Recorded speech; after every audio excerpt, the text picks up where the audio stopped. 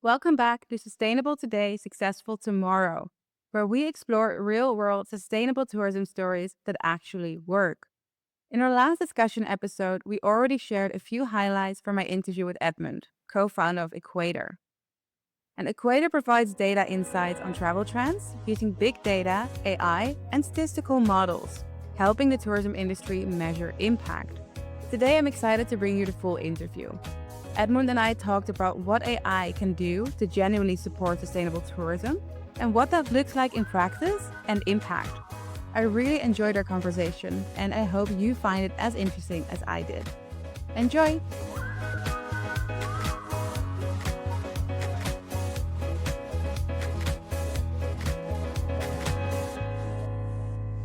AI is everywhere, but let's be honest, it's not always used in the best ways. So, how can AI actually support sustainable tourism? And can it really help destinations and businesses make more responsible choices? Today, we're exploring that with Edmund Morris, co founder of Equator, one of my favorite AI tools out there. Edmund and his team use data to uncover tourism and travel trends, helping the industry make smarter evidence based decisions. Because at the end of the day, aren't we all just looking for reassurance that we're making the best choices? Edmund, thank you so much for joining me. And to kick things off, I have one quite big question for you, and we'll keep it short and simple before digging deeper. But can AI genuinely support sustainable tourism? And thank you so much for having me. It's a pleasure to join you. Yes, it can. That I think that's kind of the rub of this one is that AI is at very early stages. So we're just starting to figure out what it can and can't do. And I think we're still pretty far away from understanding its full potential and how it's going to be used. But the early signs from both the usability of things like machine learning, which is very old, and the more recent developments in generative AI and like large language models suggests that, yeah, I think there's a massive potential to use AI to uncover what we get right about travel and tourism and really help fix what we don't. So in short, yes, but with some caveats. Okay. Okay. No, that's a good start. And well, diving into Equator. Yeah. Can you tell me a little bit more about what it does, how it works, and how you feel overall it supports sustainable tourism? Yeah, sure. So I should talk a little bit about my background in order to understand what Equator is and where it came from. Most of my career was spent in USAID, in humanitarian and development work. So it worked across mostly in the Middle East, but in parts of Africa as well. And my job there was on economic development. So I was specializing in understanding how to spend US government money to tackle things like refugee crises, extreme poverty alleviation, or developing certain economic sectors to help foster sort of better trade relations. And it was through that work that I discovered travel and tourism. So I was on a USAID project called Lens, which is about a $65 million fund. And that project focused on rural poverty in Jordan. And what I found again and again and again was that travel and tourism was incredibly good, alleviating poverty, getting money into rural areas, while simultaneously protecting things like heritage, conservation. It was the only industry I'd worked in where a woman cooking bread in the sand was seen as an economic asset, right? So if you think about, an economist or a management consultant, they would look at this and go, hey, we should give her an oven so she can make more bread.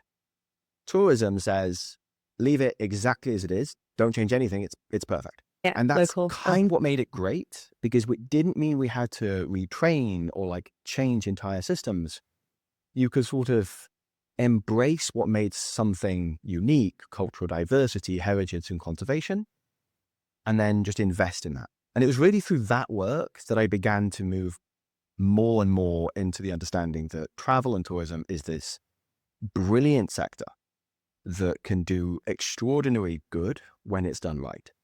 The challenge, however, was that it was really bad at data, and still is. Like, I think tourism is Yeah, it kind of is. wildly Yeah. underfunded. It's poorly understood. And I think as a result of that, I took a lot of the tools and systems we'd built, really the approaches you build in humanitarian work that are pretty kind of like trade and industry practice, and started adapting them for travel and tourism. So that's kind of the genesis of Equator. And from there, what we started to do is to build like mapping tools, economic impact modeling, emission measurement, and we just tracking where visitor flows are going. So where is the movement of people? What are they doing? And we started to build dedicated software approaches to that. That's really where we are today. So we sort of combine many different layers of modeling to help our clients. They could be hotels, tour operators, destinations, understand the impact of tourism. How well are you actually communicating sustainability? We see many travel businesses and destinations working hard, yet they still struggle to talk about it. And maybe you feel the same. You're afraid of being seen as greenwashing, unsure what to share, or just not really connecting with your travelers. We've been there with a lot of travel brands, and we get how frustrating it is. So, with years of experience in sustainable tourism and marketing, we've created something simple to get you started. It's called a sustainable marketing scan. You just answer a few quick questions, we'll take a look, and if it's a good fit, we'll invite you for a short call to go through your opportunities. You can start today at goodtourisminstitute.com/scan and turn uncertainty into a clear, compelling story. Yeah. And then what specific topics do you focus on within Equator? So I think the big one for me, well, I should start with saying our big thing is to help the companies that are doing the most good outcompete those doing the most harm. So my view is that we want to try and help companies that are really dedicated to supporting communities, using tourism as a force for good and change, and giving them the insights they need to be more competitive in markets. Because, Yeah. Speaking to my broader philosophy here, I think one of the most effective ways of changing structures around sustainability, changing mindsets, is to prove that sustainability does actually sell. It's just probably not in the way that I think a lot of people think. And so Yeah. our job is to try and help the companies that have incredible stories, have amazing impact, have invested massive time and energy into doing travel right, but then don't have the resources to kind of turn that into a competitive advantage, don't have the data or the insights they need to know, like, well, how do I actually take market share from, this massive corporation that dominate SEO or marketing and advertising, and, everything you see on LinkedIn and Facebook. So my view on this was like, can we build tools for them? And those companies can be big, they can be small, but at their very core, they have to be doing something right in travel and tourism. Yeah, no, absolutely. And I think also that a lot of travel businesses underestimate how important data is in their communication and their marketing, because that's actually what you can prove. And I think the main topic at the moment around data is around carbon and climate emissions. It's a very hot topic in the tourism industry. And also there are already a lot of calculators out there. What do you think makes Equator different than what's already there? I should say we're not really a carbon calculating company. So we do it. We measure emissions for companies, mostly for operators at this point. What makes us different? So most consultants will use what's called the Haversine approach to measure emissions. It's essentially, for layman's terms, it's as the crow flies. So it's a straight Okay. line between 2 points. Yeah. What Equator does is we actually load a tour through navigational software. So it will The map actual the route. exact route, and it will factor in things like topography changes, so elevation. So if you're driving uphill, your emissions are going to go up by a significant amount. If you're going to be stuck in traffic a lot. So we're really looking at things like distance, elevation, and time, and then tracking that through the route taken in order to estimate emissions. So already, I think we're kind of a step ahead in that approach because we're very software focused. The other thing Yeah. we do a lot of is automating the reading in of itinerary data. So our clients, we don't get our clients to fill in Excel spreadsheets at all, ever, really. What we do is we take HTML files, so their web pages. We might take text descriptions of itineraries, however they're storing their information. And then we load that into our system, and our system actually maps it automatically. So there's no lengthy process of having to fill in thousands of forms. If you've got 500 tours, mapping every single destination you travel to, every single day trip you take, can take hundreds of hours. That Yeah. process is now automated at Equator. So we just take it from you, we just load it into our system, and then we do testing and fact checking on it. So we'll kind of run through different tests to make sure it's working. And so that's a good example of how we use AI. So a lot of Yeah. that reading of a tool takes place through a language model. Yeah. And then what exactly is the purpose of providing that data? What's your goal that you do with it? Look, I mean, I think a lot of the clients will use it for reporting purposes. So they'll put it into their B Corp calculations and, BIA, EarthCheck, Travel Life certification. That's the kind of boring version of how our data is used.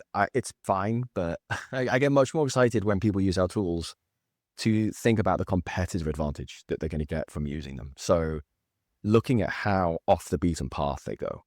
My favorite one that I did recently was on cultural preservation, which is that the client Okay. came to us and they didn't have a clear idea of what they were doing right.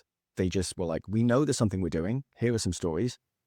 Can you use your software and your system to figure out what we do that's different?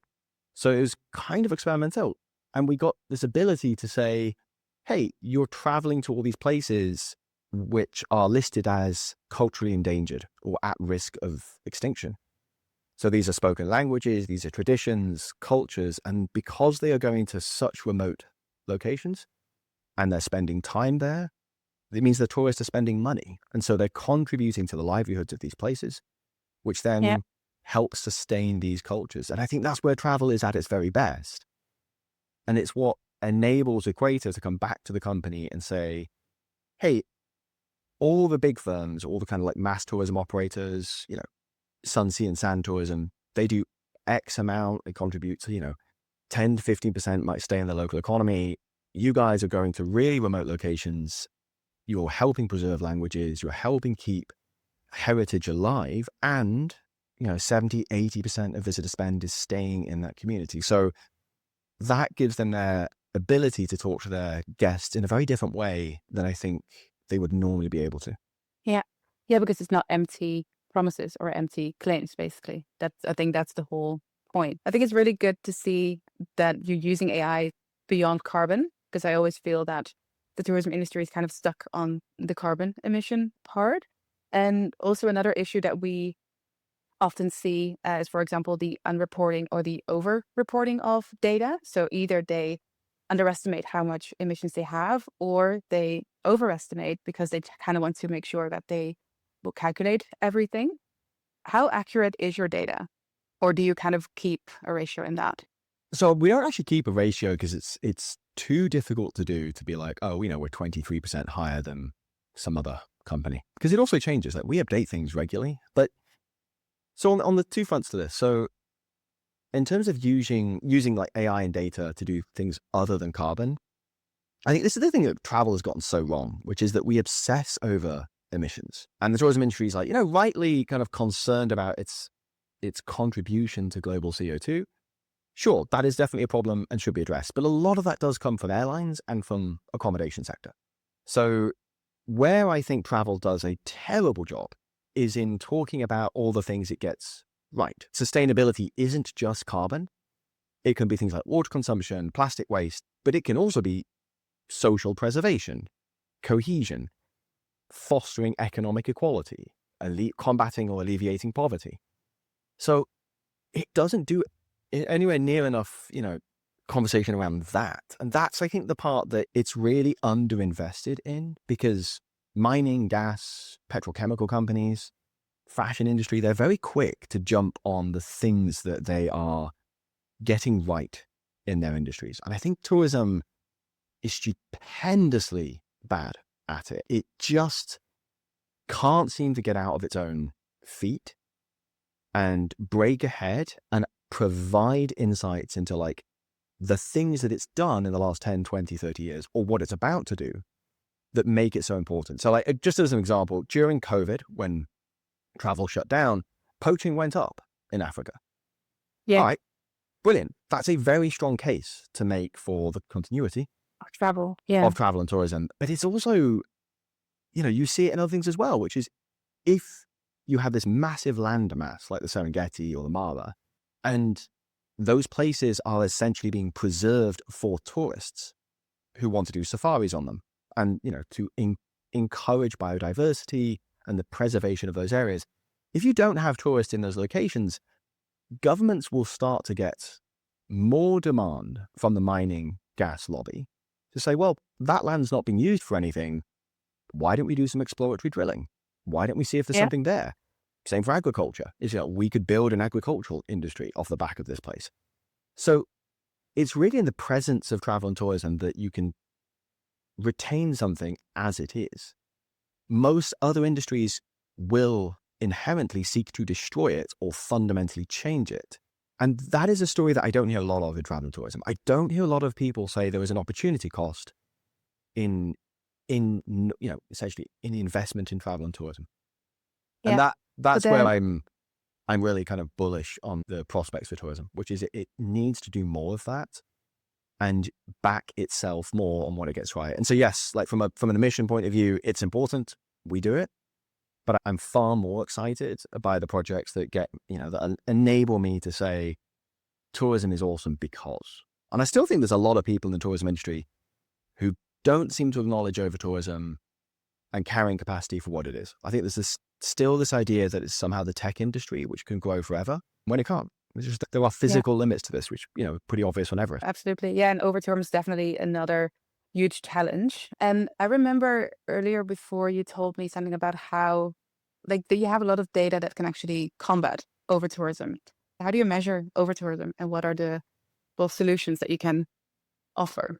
So over-tourism is one of my big things right now. I think it is outside of climate change, it's the existential crisis for the industry. So Yeah, agree. kind of to set the scene for over-tourism, in 1950, you had about 2 to 3 million people globally, worldwide, who could afford to take a vacation, right? So it's a tiny portion of the world's population. I think less than 1% of global population. As of today, that number sits between 600 to 700 million people. So Yeah. an absolute massive increase in the universe of potential customers for the travel and tourism industry. And make no mistake, once you earn enough money to travel, it doesn't mean you take one vacation a year. You might take No. 4 or 5. So that growth from 2 million to 600 million is the equivalent of, 8 million trips or 20 million trips into several billion. And that, I Yeah. think, is part of the problem, which is we are nowhere near peak tourism. Right? So 650 million people who can afford to take a vacation, that's less than 10% of the world's population. And by Yeah, it will grow. 2050, that's Yeah. expected to double, right? So IATA, the International Airline Transportation Association, estimate that total passenger flights will hit 10 billion by 2050. And I think that's conservative. So if you consider what is to come and you look at what's already happening today, so you've got water pistol protests in Barcelona and you've got Yeah. people queuing in the death zone on Everest. You've got Mona Lisa, right? So the Louvre, arguably one of the greatest museums in the world, is Packed. rapidly losing star ratings and reviews because it's too crowded. Where Yeah. the head of the gallery, Laurence Degas, has to say, this is a crisis. Like, we're at breaking point. Yeah. Our staff are going on Yeah. strike. So if the Louvre can't withstand over-tourism, why are we so confident that everywhere else is just going to be fine? That's kind of Yeah. like the realization, I think, that still most people in the industry haven't yet come to, which is that visitors and residents, the era really of travel Yeah. being a force for good and being welcomed by everyone, that I think is over. I think tourism is no longer going to enjoy this status as an industry that's just seen as a good thing by and for everyone. So how do we go about measuring that? Well, we deploy a bunch of different tools, and there really isn't one solution that fits all. I would know, I have No, tried. of course.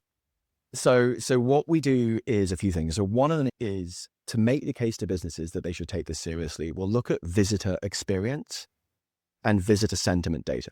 So what are guests, what are customers saying about a place or a hotel or an experience that relates to crowds or anything associated with over-tourism? So not to get too technical or nerdy about this, but you analyze several 100,000 reviews and you look for like terms or phrases that you would associate with things like tourist trap, or I got there early before it got too busy, or Yeah. thank goodness I got up at 5 a.m.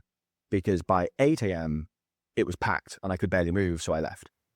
Those are all signals around over-tourism. So even if they give it a 4 or 5 star, we're noticing crowds are a problem that are having to be planned around. Yeah. Then you have the direct issues, which are people saying 2 star, 1 star, 3 star because of crowds, where the complaint was the people, or the exploitative pricing was too much, or it felt very inauthentic. So all of these type of sentiments that are expressed on social media, on blogs, even in like media articles by journalists, we process all of those, and then we use the same sort of scale to measure different attractions and different places. So we might, for a destination, we might look at 20 to 30 attractions and see which ones are suffering and which ones are starting to lose a visitor experience in terms of quality. So where their star rating is dropping off, for example, or where a significant amount of content published online is negative. So that's the visitor sentiment side. From a resident side, we look at subreddits. A lot of places have like, a subreddit for your community, for your town, for where you Yeah. live. So those are really good examples, like Facebook as well. We'll scan those to understand how do locals feel about these things.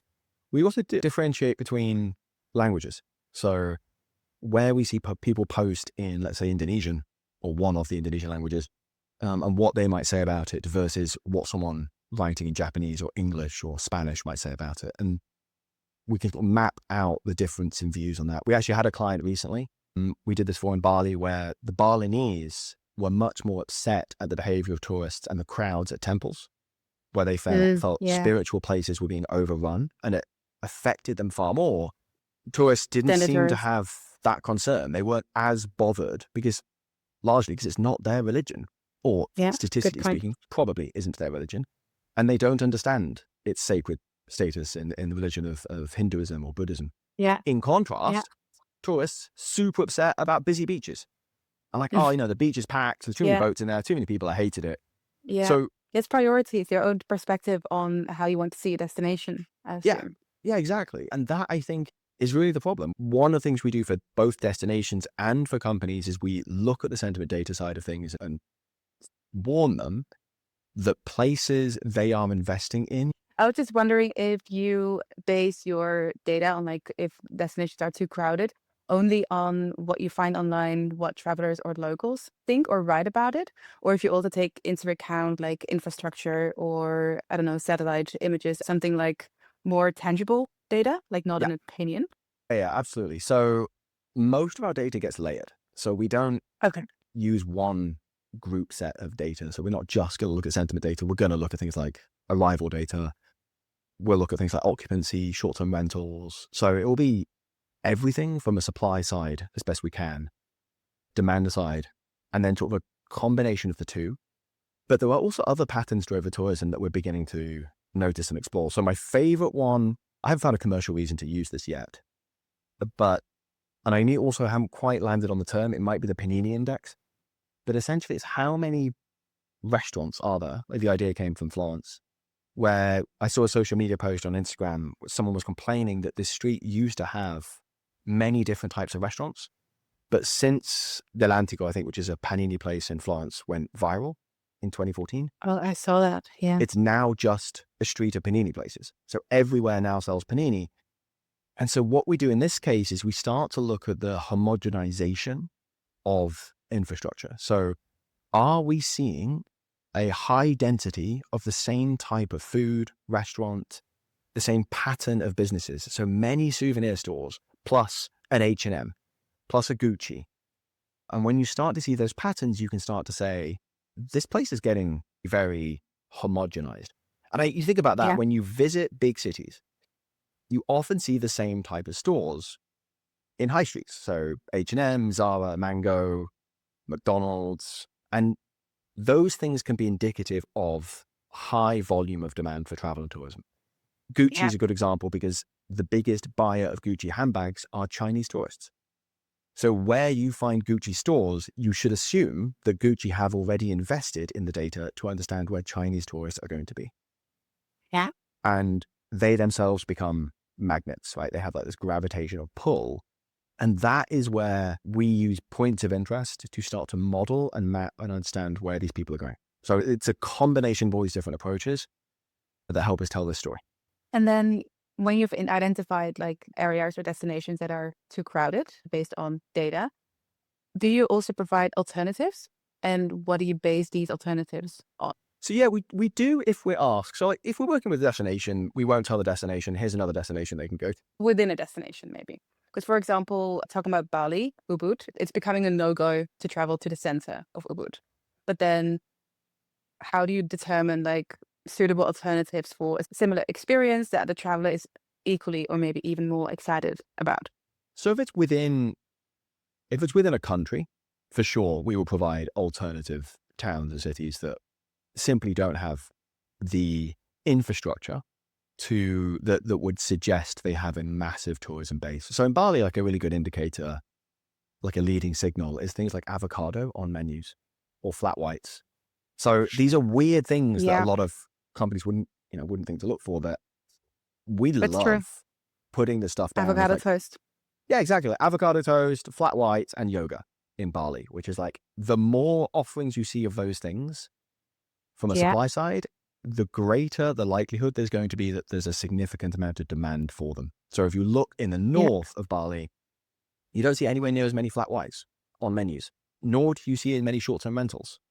So you can use those things to say that, yes, this place might be, from a supply side, less developed, but a lot of it to me, in terms of the experiences that you can have, would suggest, was like, well, these places will have local cuisines, they will have incredible places to see, or heritage or community experiences that can be developed that offer something to tourists that will feel more authentic because there are less tourists around, but it will also then help with dispersal. So in that regard, we make recommendations. So yeah, absolutely. From, recommending where else people can go, for sure.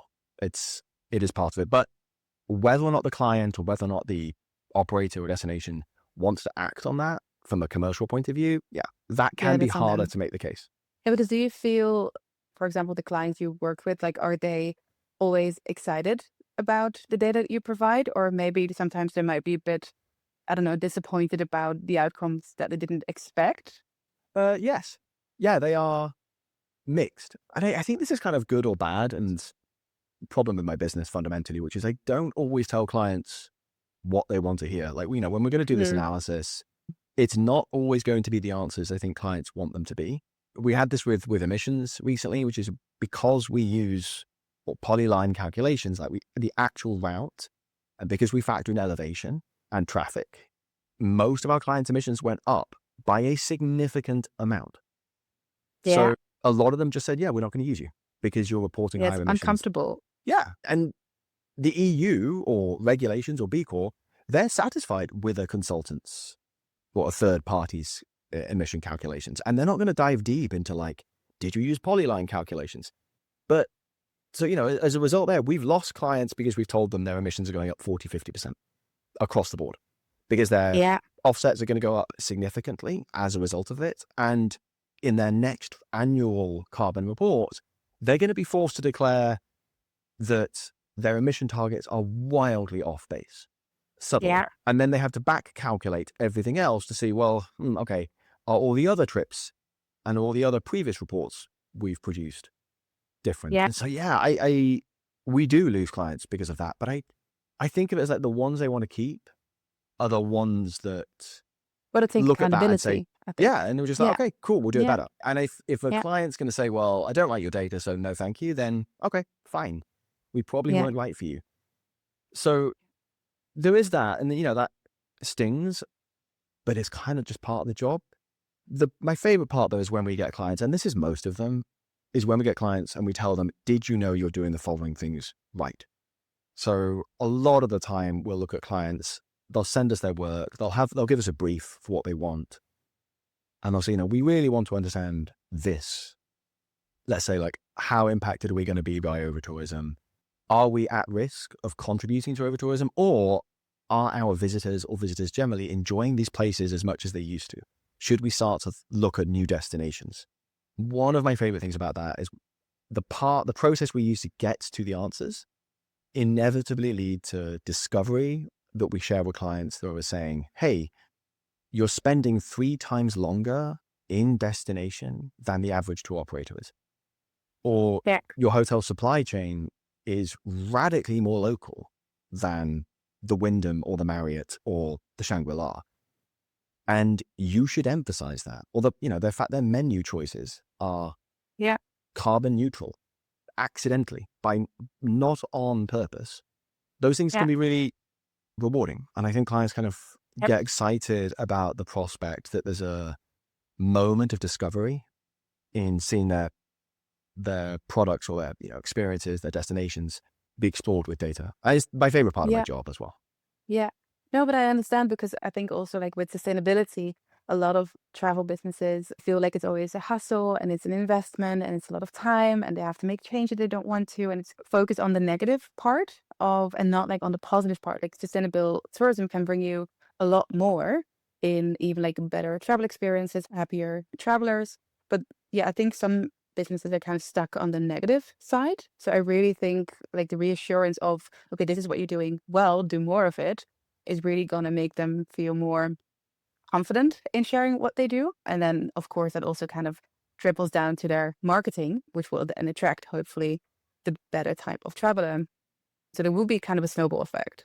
I think a lot of sustainability, well, in fact, I think okay, I'm going to go off on one here, but almost everything about sustainability has been designed by and for corporate interests, right? So sustainability reporting isn't mandated by governments, I think, for the most part, until recently in the European Union. But globally speaking, there aren't legal structures in the same way there are with tax reporting or health. So a lot of it's voluntary. And as a result of that, you pick and choose what you report. And the origins of the reporting sector came from big energy, mining, and it was designed around their massive needs and their material impacts on people and the planet, for better or for worse.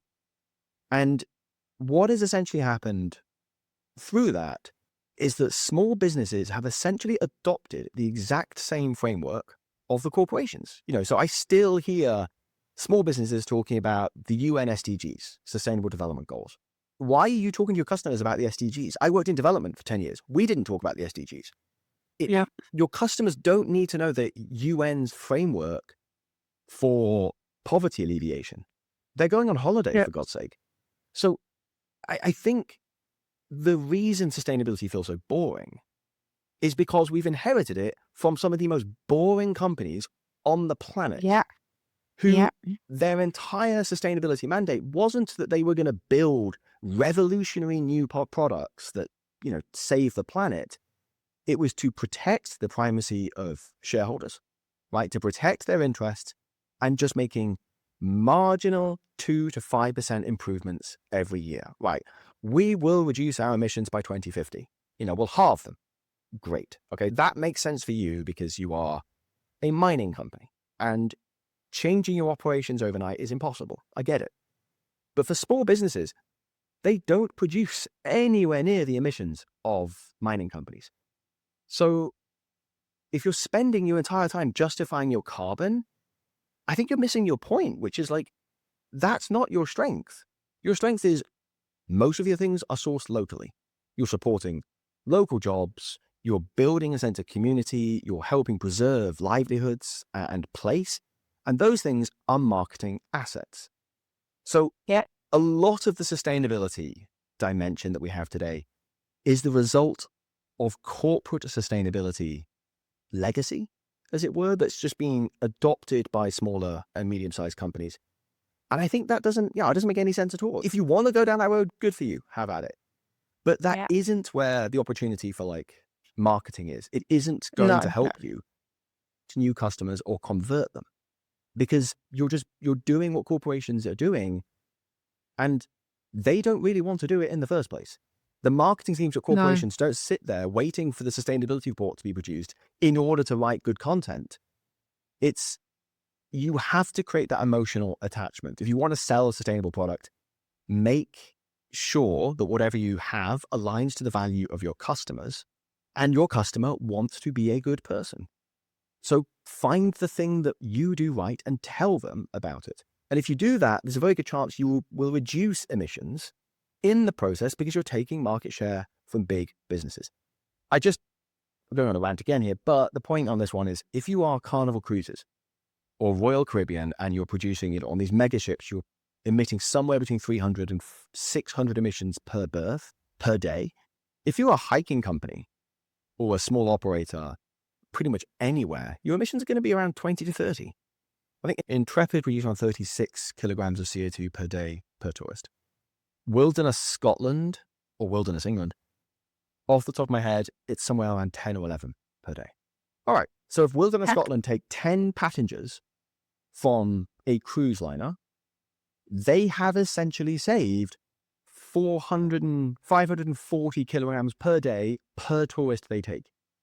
And that's the gain. Like, that's the advantage there. I don't think Wilderness Scotland reducing emissions by 10% a year makes sense. I think them taking market share is better because they will actually save emissions globally far more effectively than they could by reducing it 10% a year. But that's me on this one. Yeah. Yeah, but I think that's a very interesting take because you're kind of turning it around. So it's taking emissions from another company by doing it better yourself. This is also the whole sustainable marketing strategy that we have at the Good Tourism Institute that we teach travel businesses and destinations is you have to communicate sustainability in a transparent, effective way, but in a way that appeals to your specific client. Because what you said, they usually don't care about the SDGs. They care about, okay, what kind of experience am I going to have? And why is this a good thing for me? What am I going to gain, basically? So I think this is really good reassurance, I think, for travel businesses. If they find out, okay, this is what we're good at, how can we do even better on these aspects? Yeah, travelers want to know that they're a good person. They want to feel good. And They do. Cruise liners make them feel like that. You know, you get on board, you will watch a video on how they do water recycling. So you get so many passengers coming off boats going, cruise is so sustainable. No, it isn't. Yeah. Like, No. It definitively is not. But cruise liners know that reassuring passengers is part of the game. Yep. If you're a small business and all you talk about is emissions and, you make that your thing, you're really just reminding customers of guilt. And that, I think, is why sustainability has this sense of it's boring or that it doesn't sell. It is boring. It's stupendously dull when you're doing SDG reporting for GRI or B Corp, etc. Oh my God, it's so dull. But from the storytelling angle, it really doesn't have to be. It can be incredible. And, the whole point is, and from a marketing point of view, you alluded to this, you want to make your customers feel like heroes. They want to feel like good people. It's their impact, not yours. You are not the main character when it comes to marketing. They are. And they don't buy your product because they've had some lengthy sort of reasoning process around emissions. It was an emotional attachment. It was a moment where they felt aligned to what type of experiences they wanted to have and the type of tourist they want to be. It was aspirational. And that, I think, is where sustainability's got it so wrong, is that we've been marketing validation. We've been marketing incremental change for slightly softened products, whereas we should be telling the amazing stories of what travel gets right. So yeah. And so talking about marketing, how do you think travel businesses or destinations can use, for example, Equator data or another AI tool data in their marketing? Because you don't want to make it boring. You don't want to overflow them with graphs or with numbers too much, but how do you still back up your claims? We do this really well with data that can still be interesting for travelers. Yeah, I think that's a really good question. And we have a process at Equator where we generally, when we do any data work for a client, we want to understand as much as we can about their identity and their customers. So we'll spend I will actually not take on a client if I don't talk to marketing teams. And I really don't like being boxed into sustainability teams because marketing is where the drivers of decision-making is going to take place, sales.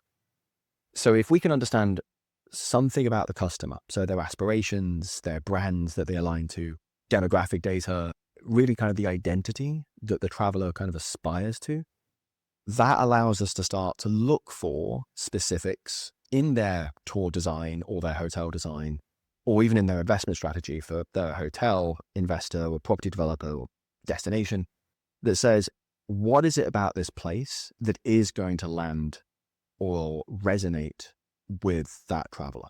What are the things that's going to, help them sell a story that the customer are going to invest in personally? And that is not going to be the UN SDGs. It's not going to be B Corp or Travel Life. It's much more likely that they want to be away from crowds. They want to be somewhere Yeah. quiet. They want to be knowing that they're traveling to a place that only 350 people on average see a year. That's cool. That's a great thing to know. You want to, you're going to feel good if you're traveling. Someone says, this tour you just completed helped preserve a language that is at risk of extinction. Yep. Amazing. Yeah. I'm saving languages by going on vacation. That is awesome.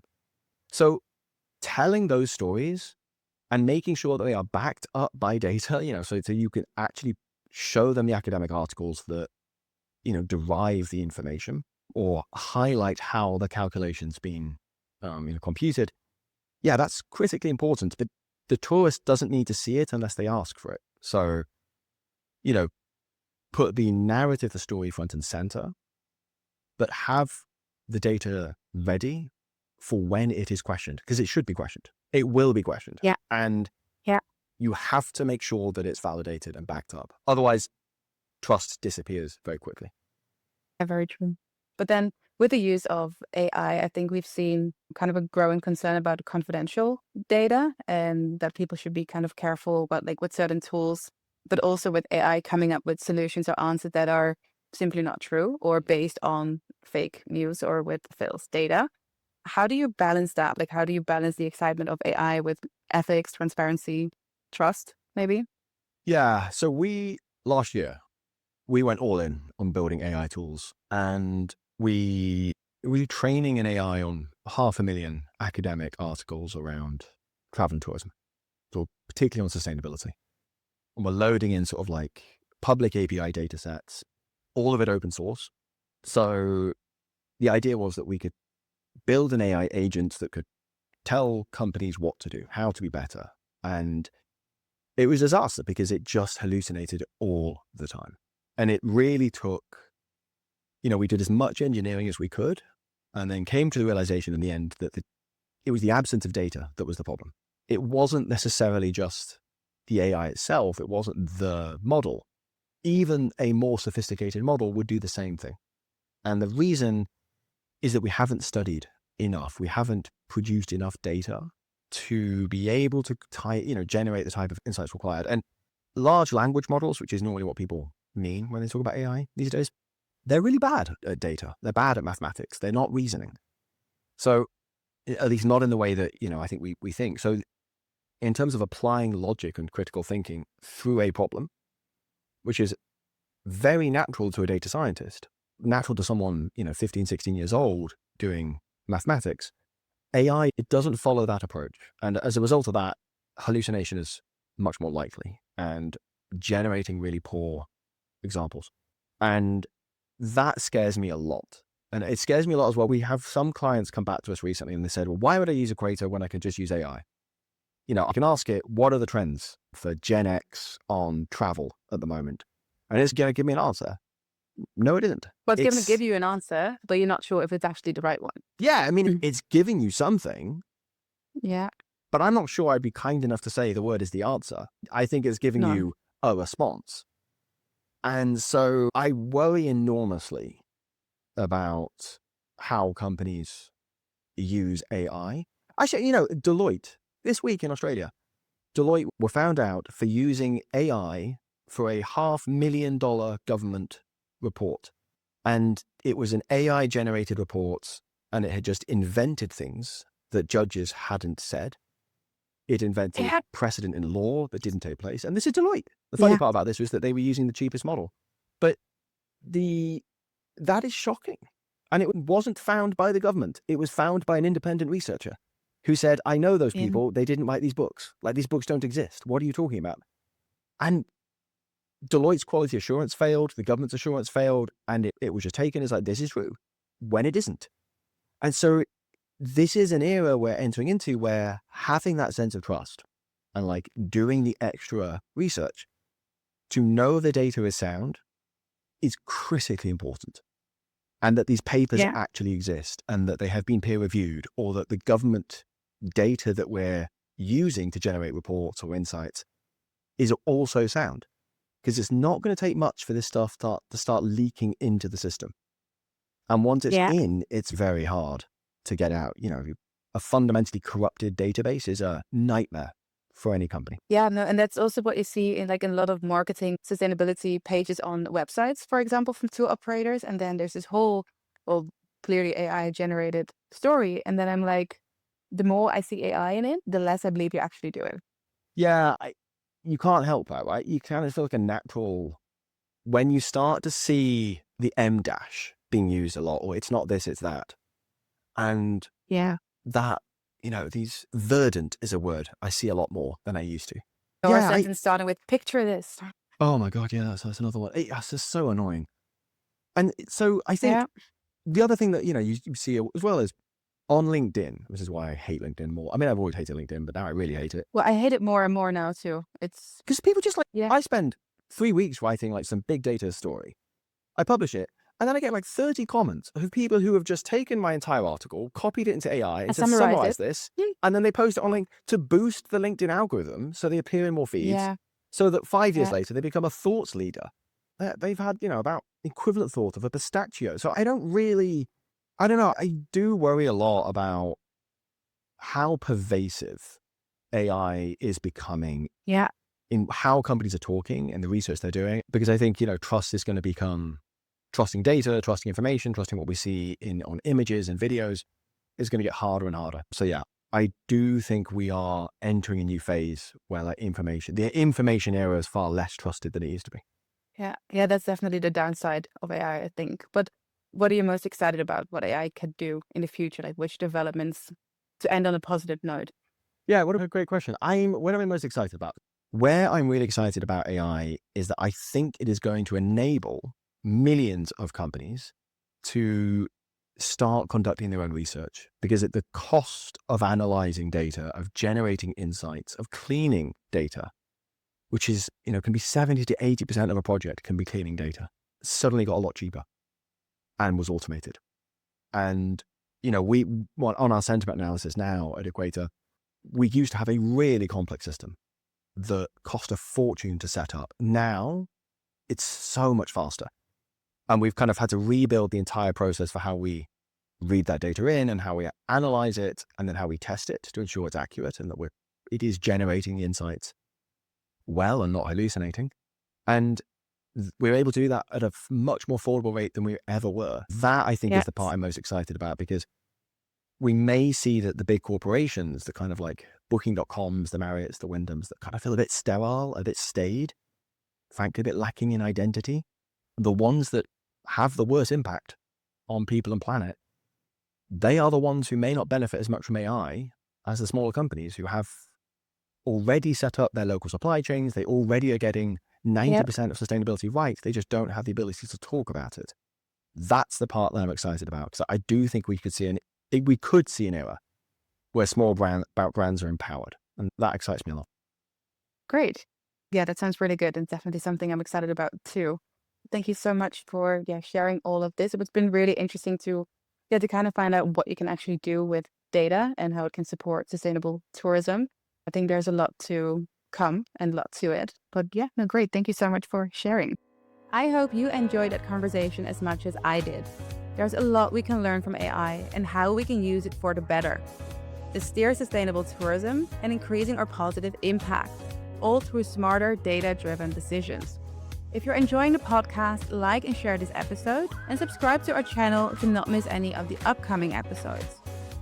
Thank you for listening and hope to see you next time.